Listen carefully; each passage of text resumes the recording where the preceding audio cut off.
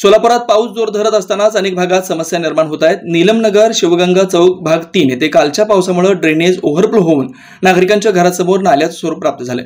Main रोडवरून आपल्या घरापर्यंत येण्यासाठी साठलेल्या दुर्गंध पाण्यातून यावं लागतंय।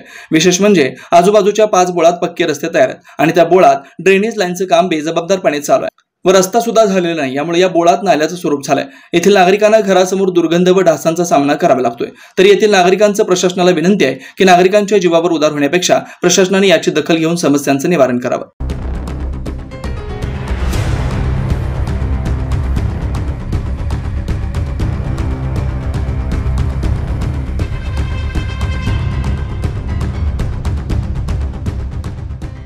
मी नीलमनगर शिवगंगा चौकमधला रहिवासी असून आमच्या इथे भाग नंबर 3 मागील 40 वर्षापासून ही अवस्था आहे जे तुम्हाला दिसते आता व्हिडिओमध्ये। आता आमचे परममित्र होते नगरसेवक श्री श्रीनिवास कर्ली, त्यांनी सुद्धा कधी लक्ष घालून इकडे व्यवस्था केलेले नाहीत। त्याचा आम्हाला खूप वाईट वाटतंय। तरी पण आम्ही त्यांच्या पाठीशी उभं होतो। पण आता आम्हाला जगणं असह्य झालेलं आहे। घरात जायचं म्हणलं तरी कसरत करत जावं लागतं आम्हाला।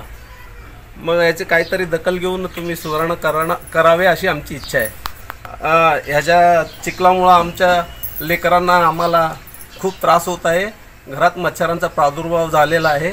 तरी तुम्ही लक्ष घालावा ही विनंती। मल बागायतने अंत गान गान ఉంటుందిడా ఎవరి రాజ్ చేసలేరు ఇక చూసివి మాకెవల్ కొట్టుకొని ఫోటోలు ఎవరు రారు ఏంలే నా సేవక్ అంటారు రానే రాడు మేము ఎన్నిసార్లు పోతాం రానే రాడు ఇడ జారి బి పడ్డాం ఎవరు ఇలా షేన్కే రారు।